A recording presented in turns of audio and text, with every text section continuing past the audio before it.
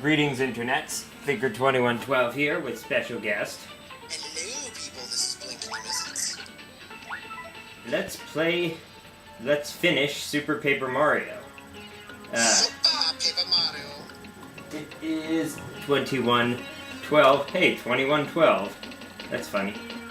Eastern Daylight Time on Saturday the 25th of September 2010.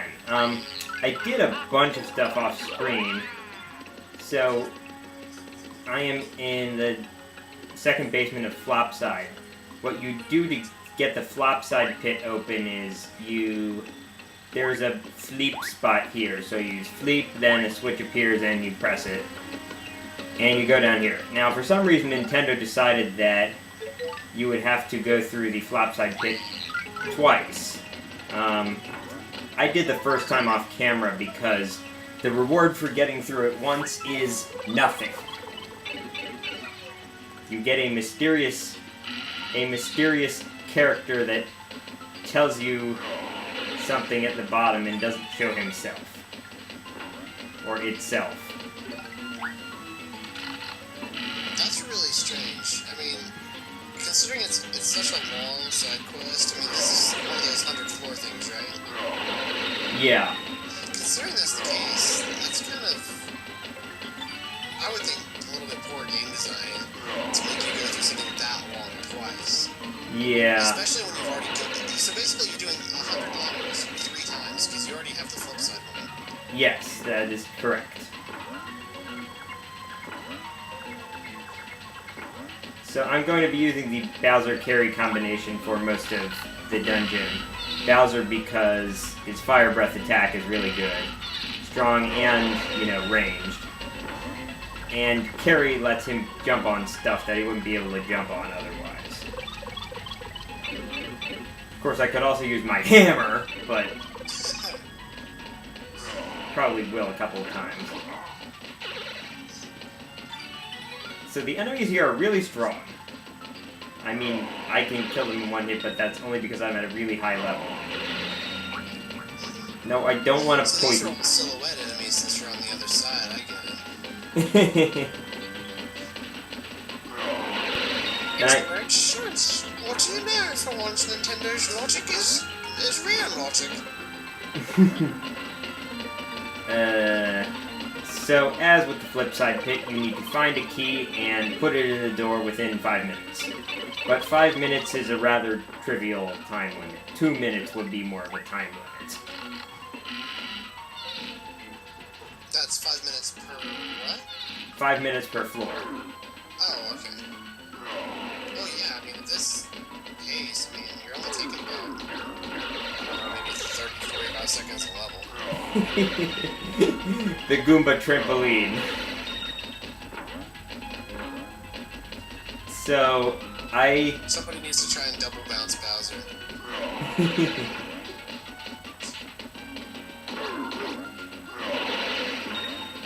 And of course, I believe it's random which enemy has the key. I wonder what the net worth of a bunch of Goombas is. Trampolines. Net. Nets. That was really, really bad. I know. I couldn't think of anything. It's just like. Whoa. Alright, so I am trying to take as little damage as possible because this dungeon is 100 floors. Alright, here's where carry comes in handy. Ow. I call these guys Kaiser Goombas. You know those, like, old German helmets. Oh, right, yeah. Like you see them on the flying monkeys in The Wizard of Oz. Those things used to freak me out. Fortunately, strong enemies mean more points. And you can rely on...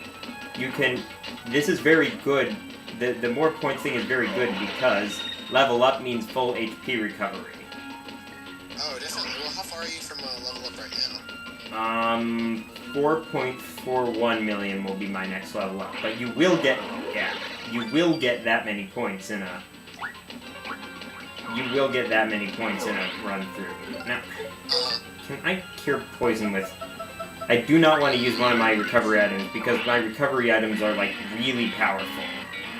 And I don't want to waste a whole bunch of hit points worth of recovery. Well, what the hell does Piccolo do if not that? That sucks. Plays a very long guitar riff. Alright, so how long am I gonna have to put up with this poison? This sucks. Okay, note to self, do not get poisoned. I mean, kinda knew that already, but really do not get poisoned.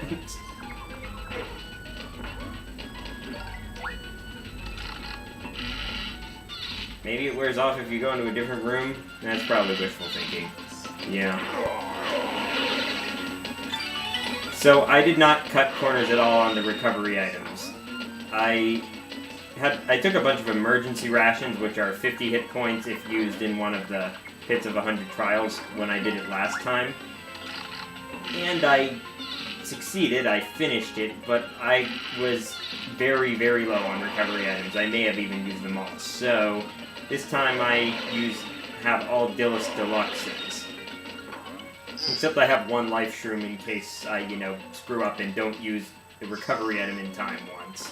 Oh, life shrooms are such life savers. Phoenix down. So, just, oh wait, you don't play Final Fantasy. well, just because I mean, even, I've only played the first Paper Mario, I've not played the second or third. And in the first one, I think I only ended up needing a life shroom once, because I didn't really level grind much.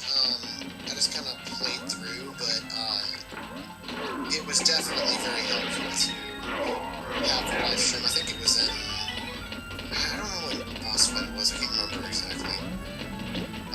It was toward the end, maybe it was Huff and Puff. It might have been Huff and Puff. Huff and Puff. Yeah, really. I actually haven't played any of the Paper Mario games besides this one.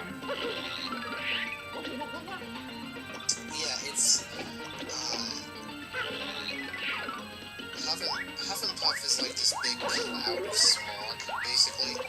And he's, like, a lot of people consider him to be the hardest boss in the game, which I did not consider him to be that. To be honest, I never really had much trouble with any of the bosses of that particular game. But I don't... maybe that's just because I had seen a Let's Play of almost the entire game beforehand. Okay, so look at this. This is one of Bowser's disadvantages. When he swings Cudge in that kind of a space, it just hits the ceiling. Well, there's no replacement. Not even Bowser can replace a good old hammer.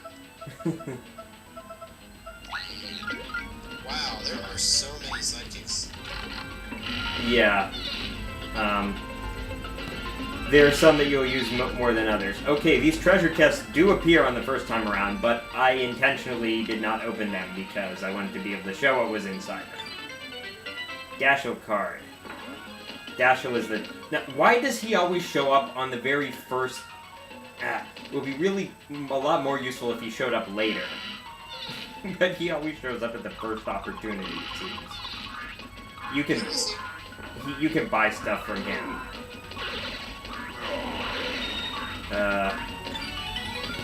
Anyway, so the cost of 9 Dillis Deluxes, or the ingredients for 9 Dillis Deluxes, which is what I have in my inventory, besides the life stream, is 3,330 coins. Obviously, that takes a while. Considering you only have 166. Or 164, I'm sorry. Stone Buzzies are annoying, because it doesn't matter what you do to them, you always have to hit them 3 times. Anyway, so... Oh, also, fire doesn't damage them. Bowser's swinging that tiny hammer. That's so funny. What? I hit him and it didn't hit him. Anyway, so the method of course, everyone has a different method of gathering coins quickly, but the method that I use is go over and over again through the first 2 rooms of Chapter 8-3. Because, oh, do not want to land on that guy. He will do something nasty. Poison? Well, the thing is that because it's a silhouette, I don't know which variety it is. There's multiple types of that same game. Well, oh, carry. No, I need to carry. Oh, come on. That's so cheap. And I take another hit while the pixel is switching, of course. That's the kind of stuff you want to avoid.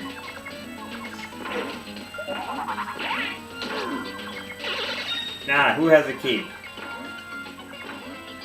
Alright, use Mario to get through walls.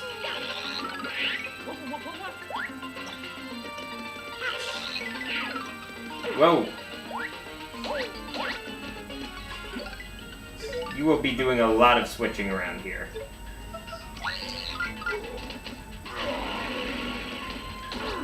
Ah.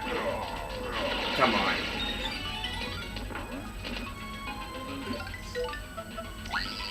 So anyway, you go through the first 2 rooms of Chapter 8-3, and you can get like 100 plus coins in 3 to 5 minutes, because in the first room you can kill lots of enemies while under the influence of a crack flower or a pot flower, which of course triples your coins. Then in the second room there are several logarithms, each of which gives many coins. So why didn't you use that guy you're standing on to jump on the guy earlier that you said you didn't want to jump on? Well, because Bowser doesn't fit. Like... Oh, okay, I get you. Maybe there are more sections where Mario would be better than Bowser, but for a lot of sections Bowser is better because of his burninating ability. Definitely. I probably... Burninating your flopside, burninating the Koopas. Yeah, so at this point, I'm really not doing that much blind anymore. It's like, you know, I wanted to finish up this project, so I looked up some stuff so that things would go smoothly. However, I will say that I do not know what the bosses do. I know who they are, but I don't know how they fight. So have you, like, do you know how the final boss fight works or anything like that, or who that is, or... I know what the name of the final boss is, and I know which bosses come before it. But I don't know, like, the attack patterns or anything, or the weaknesses. Right. Although Tiptron can probably tell me that stuff. I heard it ding. Is that like a microwave? I heard it ding in the background. Oh, that might have been a microwave. Yeah. So yeah, the other thing about my method of gathering coins is you get a ton of experience points as well. Oh, because you're killing enemies. Yeah. Many while under the influence of a pot flower or a crack flower. If you've been watching this Let's Play, you will know what I'm talking about.